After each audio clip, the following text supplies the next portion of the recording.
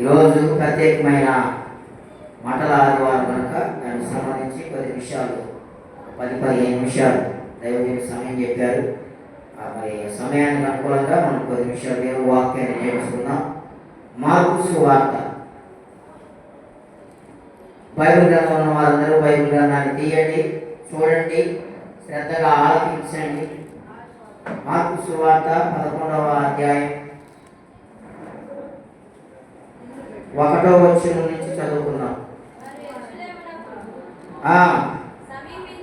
సమీపించి ఒలీవ కొండ దగ్గరనున్న బెత్సగే బెతానియా అను గ్రామములకు వచ్చినప్పుడు ఆయన తన శిష్యులలో ఇద్దరిని చూసి, మీ ఎదుటనున్న గ్రామములకు వెళ్ళుడి, అందులో మీరు ప్రవేశించగానే కట్టబడి ఉన్న ఒక గాడిద పిల్ల కనబడును.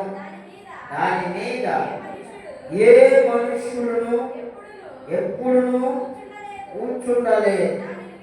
దాన్ని విప్పి తోలుకొని రండి. ఎవడైనను మీరెందుకు ఇలా చేయుచున్నారు? మిమ్మల్ని అడిగిన ఎడల అది ప్రభువునకు కావలసినదని చెప్పుడి. తక్షణమే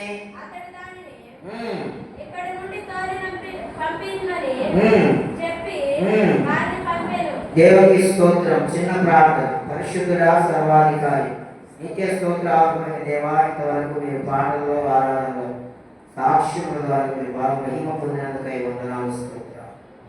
గ్రామాన్ని ప్రాంతాన్ని మీరు ప్రేమించి ఏదిగా ఇంకా సహవాసాన్ని ఏర్పాటు చేసిన స్తోత్రం.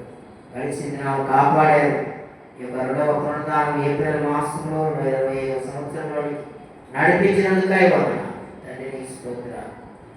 మా కోసం 2000 సంవత్సరాల క్రితం తండ్రి అయా యెరూషలేము పురవీధుల్లో ఎన్నికలైన గాడిదని మీరు ఏర్పాటు చేసుకుని, అయ్యా నాయనా తండ్రి, నాయన ఎన్నికలైన వారిని ప్రభు ఎన్నిక చేసుకున్న దాన్ని బట్టి జ్ఞాపకం చేసుకుంటున్నాను.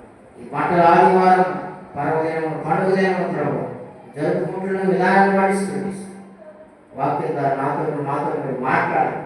యేసయ్య సర్వశక్తి కలిగిన నామమున తండ్రి, ఆమేన్.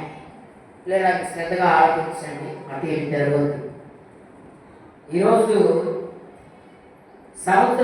సంవత్సరానికి ఎన్ని ఆదివారాలు అంటే 52 వస్తాయి. 52 ఆదివారాలు వస్తాయి. 52 ఆదివారాల్లో శ్రేష్టమైనది పండుగగా ప్రపంచం అంతా జరుపుకునే ఆదివారాలు 2. ఒకటి మట్టల ఆదివారం, 2 ఈస్టర్ ఆదివారం. దేవునికి స్తోత్రం కలుగునుగా. మట్టల ఆదివారం అంటే ఏమిటి?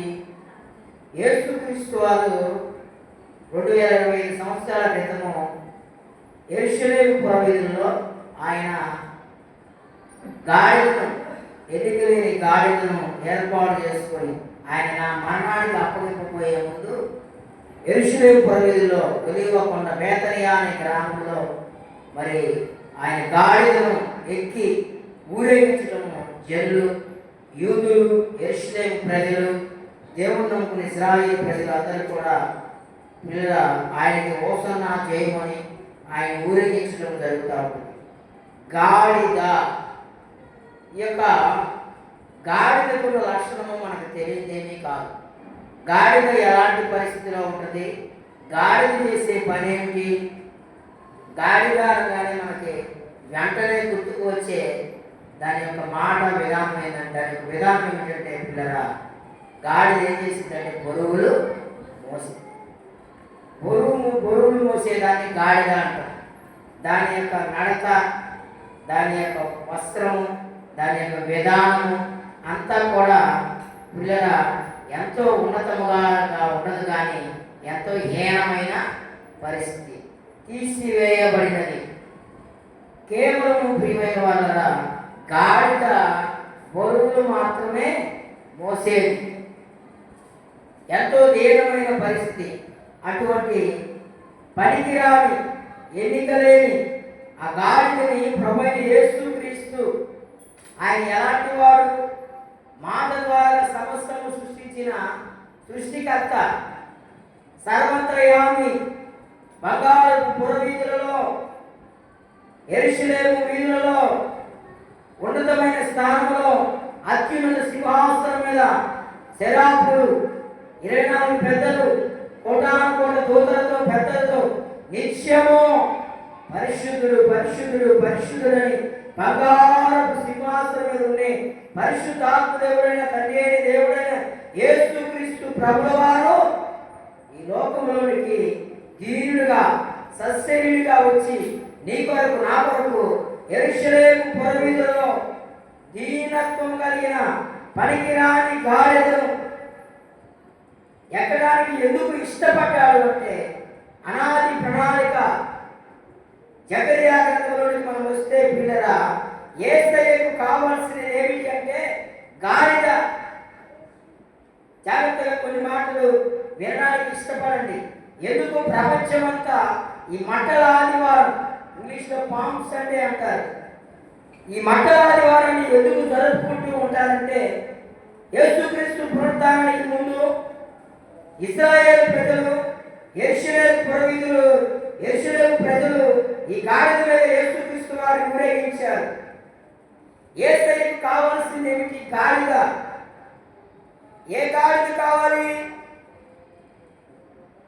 3 రకాల గాడిద స్వభావము మనకి పరిశుద్ధాత్మ దేవుడు కోరుకున్నాడు. మొదటి ఏ గాడిద అంటే కట్టబడిన గాడిద. గాడిదల్లో రకాలు ఉన్నాయి. అటు ఇటు తిరిగే గాడిదలు ఉన్నాయి, ఇష్టానుసారంగా తిరిగే గాడిదలు ఉన్నాయి. యజమాని యొక్క సమక్షంలో, యజమాని యొక్క ఇదిగో పరిపక్వంలో, యజమాని యొక్క నడిపింపులో ఉండే గాడిదలు ఉన్నాయి. యజమానిని వెలిచి వెళ్ళిపోయే గాడిదలు ఉన్నాయి. అయితే యేసయ్యకి కావలసిన గాడిద ఏంటంటే కట్టబడిన గాడిద. కట్టబడిన గాడిద. రెండవ రకం గాడిద ఏమిటంటే గాడిద పిల్ల కావాలంట. మొదటిగా కట్టబడిన గాడిద, రెండవది చిన్న గాడిద అంటే పిల్ల గాడిద. గాడిద పిల్ల. అయితే ప్రియమైన వాళ్ళ కట్టబడిన గాడిద అంటే బంధకములో ఉన్న గాడిద. గాడిద పిల్ల అంటే, పిల్లంటే నా ప్రియమైన వాళ్ళ పిల్లల స్వభావము. అందుకే యేసుక్రీస్తు వారి దగ్గరికి చిన్న పిల్లలు వచ్చినప్పుడు ఏమంటున్నాడు? ఈ చిన్న బిడ్డను మీరు పూర్తి చేయాలన్నమాట. ఎప్పుడు వెళ్ళలేదా? ఆటంకపరచవద్దు. ఎలాంటి వారిదే? పరలోక రాజ్యం. హల్లెలూయా. చూడండి, పిల్లల వంటి స్వభావం కలిగి మీరు జీవించండి.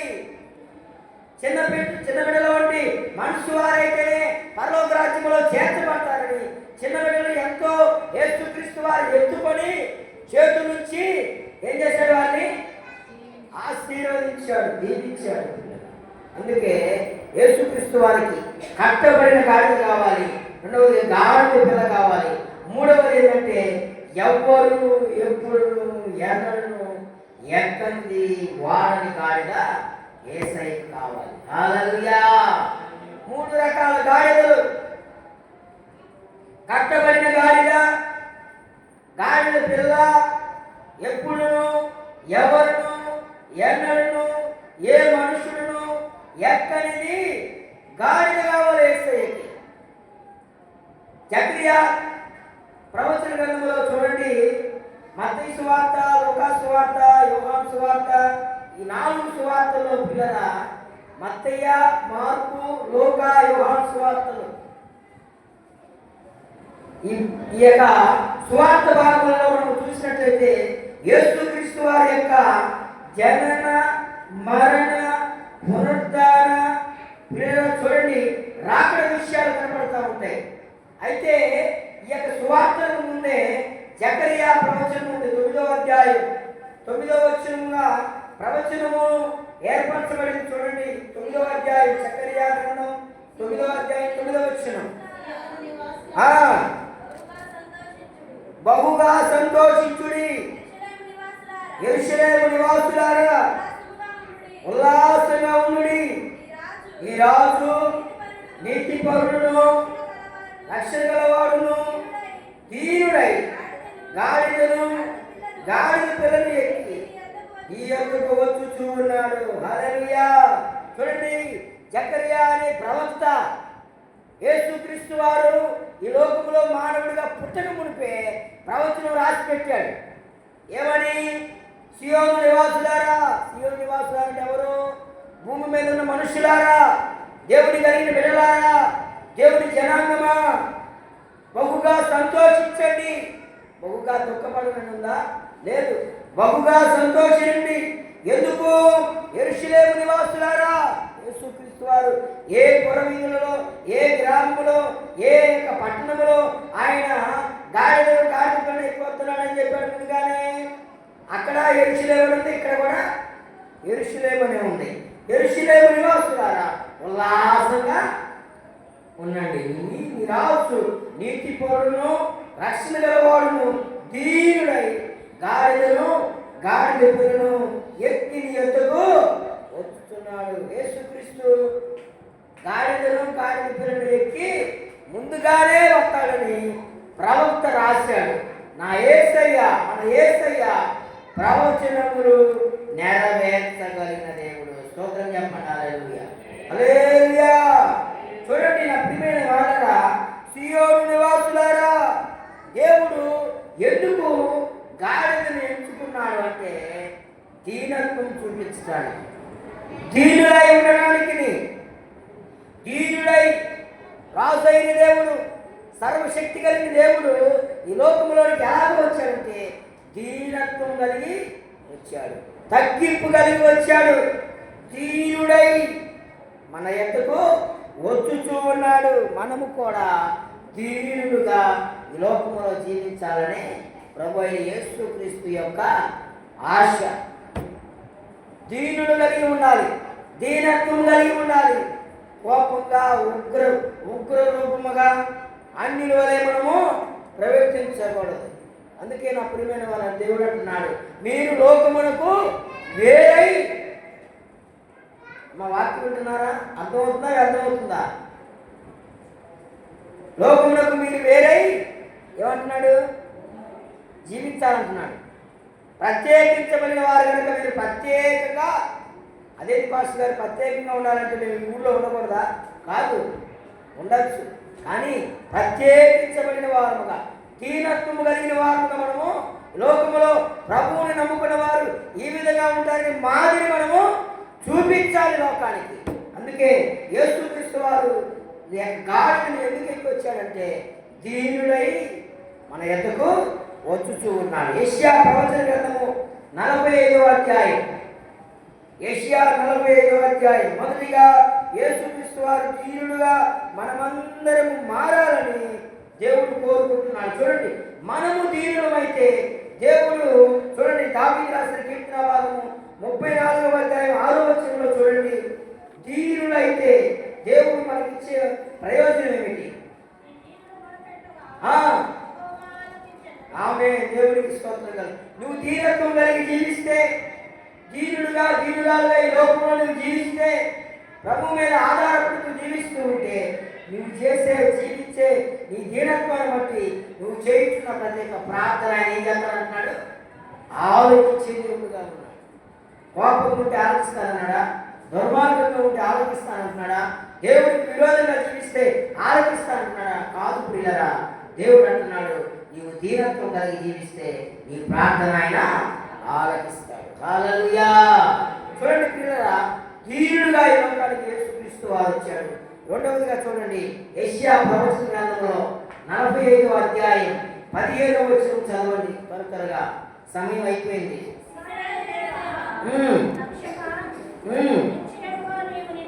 నిశ్చయముగా మరుగుపరుచుకొను దేవుడు అయి ఉన్నావు. హల్లెలూయా. చూడండి పిల్లరా, దేవుడు మరుగై ఉన్నాడంట. తనకు తాను ఏ విధంగా? తనకు తాను మరుగై ఉన్నాడు. తనకు తాను మరుగై ఉన్న దేవుడు. ఇశ్రాయేలు దేవా, రక్షక, నిశ్చయముగా నిన్ను మరుగుపరుచుకుని దేవుడు అయి ఉన్నావు. దేవుడు మరుగై ఉన్నాడు. ఇశ్రాయేలు ప్రజలకి మోషేకి నడిపిస్తూ ఉంటున్నప్పుడు వెనక శత్రువులు వస్తూ ఉన్నారు. ముందే ఉంది ఎర్ర సముద్రం ఉంది. దేవుడు ఉన్నాడు అక్కడ. దేవుడు మరుగైంది. ఆలోచన స్వరముతో మాట్లాడుతున్నాడు. మోషే, నీ దగ్గర ఏముంది? భయపడకము. నీ దగ్గర ఏముంది? కర్ర ఉంది, కర్ర చాపు. ఎర్ర సముద్రం ఏమైపోయింది? 2 పాయలుగా మార్చబడింది. హల్లెలూయా. మరుగైన దేవుడు. నా ప్రియులరా, మరుగైంది నువ్వు మొరపెట్టగానే నీ పక్కన నిలిచి ఉంటాడు. ఆయన మరుగుగా ఉంటాడు. ఇప్పుడు కూడా ఆయన మరుగైంది నీ పక్కన, నా పక్కన. ఇక్కడ ఆత్మదేవుడుగా ఆయన సంచరిస్తాడు. హల్లెలూయా. హల్లెలూయా. ఆయన మరుగైన దేవుడు, మరుగుపరుచుకున్న దేవుడు. ఆయన తనకు తాను మరుగుపరుచుకొని ఉండి ఆయన మనం మొరపెట్టగానే ఆయన నీ పక్కన. యెహోషువకు చెబుతూ ఉన్నాడు, యెహోషువ, నువ్వు సూర్యుడితో మాట్లాడు, చంద్రుడితో మాట్లాడు. మాట్లాడగానే, ఒక మనుషుడు మాట్లాడగానే ఏమైపోయింది? సూర్య చంద్రుడు నిలిచిపోయాయి, ఆగిపోయాయి. షడ్రక్ మేషక్ అబేద్నెగోలు వారి మధ్యన నిలిచాడు దేవుడు. దానియేలు ప్రార్థన ఆలకించాడు దేవుడు. ఆ ప్రియమైన వాళ్ళరా, దేవుడు మరుగుపరచగలిగిన దేవుడు, మొరపెట్టగానే ఉండే దేవుడు. కనుక మొదటిగా దేవుడు ధీరుడై వచ్చాడు. రెండవదిగా మరుగైన దేవుడు. మూడవదిగా చూస్తే పిల్లరా, అప్పగించబడిన యేసయ్య. దేవునికి స్తోత్రం కలుగును గాక. లూకాసు వార్త 20వ అధ్యాయం 20వ వచనం చూడండి. లూకాసు వార్త 20వ అధ్యాయం 20వ వచనం.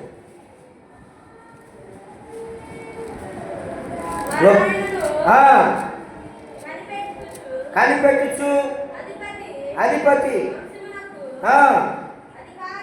అధికారమునకును ఆయన అప్పగించుటకై ఆయన మాటల యందు తప్పు పట్టవలనని తమ నీతిమంతులమని అనిపించుకొను వేగుల వారిని ఆయన యొద్దకు పంపిణీ. దేవునికి స్తోత్రం. ఆయన్ను అప్పగించుటకును, తను తాను అప్పగించుటకు యేసుక్రీస్తు వారి లోకానికి రక్షకుడుగా, దీనుడుగా, నీతిమంతుడుగా, మరుగైన దేవుడుగా ఈ లోకంలోనికి వచ్చి ఉన్నాడు. చూడండి పిల్లరా, మార్కు సువార్త 11వ అధ్యాయంలోని మనం వచ్చినట్లయితే, ఎప్పుడును ఎవరును చూడండి పిల్లరా, ఎన్నడను ఎవరు ఎక్కని గాడిదను ఆయన కోరుకున్నాడు. 5వ వచనం చూస్తే 11వ మార్కు సువార్త 11వ అధ్యాయం 5వ వచనంలో చూస్తే, వారు వెళ్ళగా వీధిలో, ఇంటి బయట, తలవాకిట కట్టబడిన గాడిద పిల్ల ఒకటి వారికి కనబడెను. ఏమైందంటారు? చెప్పాను, ఏం చేశాను? ఈ యేసయ్యకి ఏం కావాలని చెప్పాను? కట్టబడిన గాడిద. మనము కూడా ఈ లోకంలో ప్రియరా కట్టబడిన గాడిదలమే. ఏంటంటే గాడిద అని చెప్తున్నారు. ఆత్మీయంగా ఆలోచన చేయాలి, శరీరానుసారంగా ఆలోచన చేయకూడదు.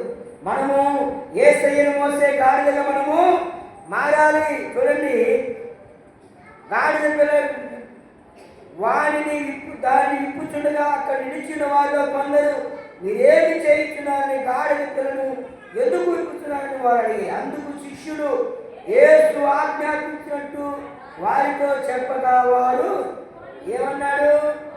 ఇది ప్రభువులకు కావలసినదే అని చెప్పమన్నాడు.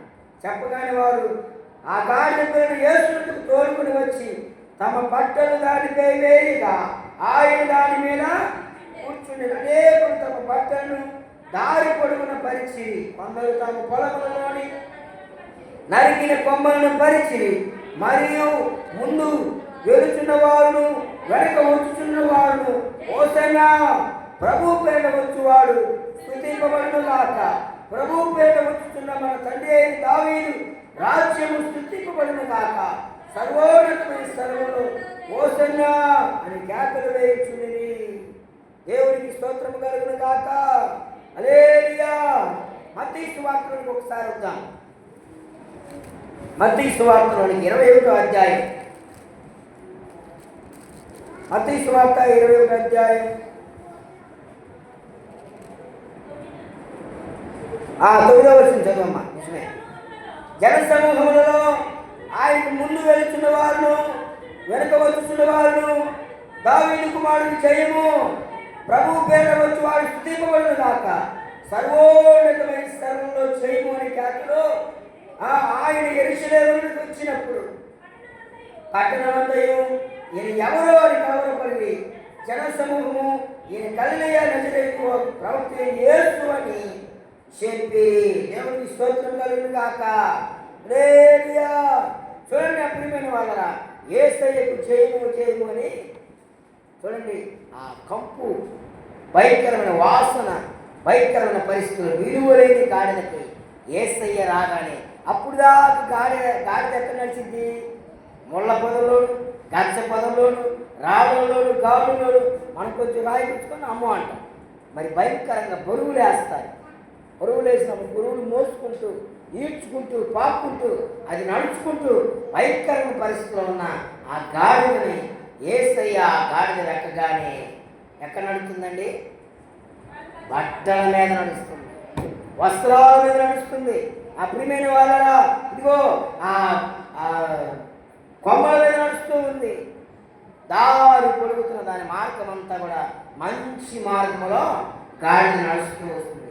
ఇదిగో సువాసనతో కంపులో ఉన్న గాడిద ఇంపుగా, మహిమగా అది మార్చబడింది. నా ప్రియమైన వాళ్ళరా, గాడిద దేనికి సాదృశ్యం అంటే మన జీవితాలకు, మనకు, దేవునికి పిల్లరా దేవుడు మాట్లాడుతున్నాడు. నీవు యేసయ్యను మోసే గాడిదగా మార్చబడాలి. యేసయ్యను మోసే గాడిదగా మార్చబడాలి. యేసయ్య నీ జీవితంలో చేర్చుకుంటే, నీ ఇంటిలో చేర్చుకుంటే, నీ ఆత్మీయ జీవితంలో చేర్చుకుంటే యేసయ్య నిన్ను ఆశీర్వాదకరంగా, దీవెనకరముగా, మేలుకరముగా మారుస్తాడు. గాడిదకున్న 3 గుణాలు చెప్పిన వాక్యాన్ని ఇస్తాను. గాడిదలో కూడా పిల్లరా 3 రకాల స్వభావాలు ఉంటాయి. మొదటిగా గాడిద అమాయకరంగా ఉంటుంది, దీనత్వం కలిగి. గాడిద ఏమైనా తగ్గువాడిదండి చెప్పాలి. ఎందుకు దేవుడు గాడిద ఎంచుకున్నాడో చెప్తాను. గాడిదని దేవుడు ఎందుకు గుర్రాన్ని ఎంచుకోవచ్చుగా? ఆయన రాజే కదా, గుర్రాన్ని ఎంచుకోవచ్చు కదా.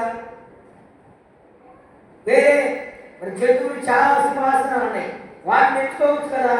గాడిదని ఎందుకు యేసుక్రీస్తు వారు ఎంచుకున్నాడంటే గాడిద దీన స్వభావం కలిగింది, గాడిద అమాయకత్వం కలిగిన జంతువు.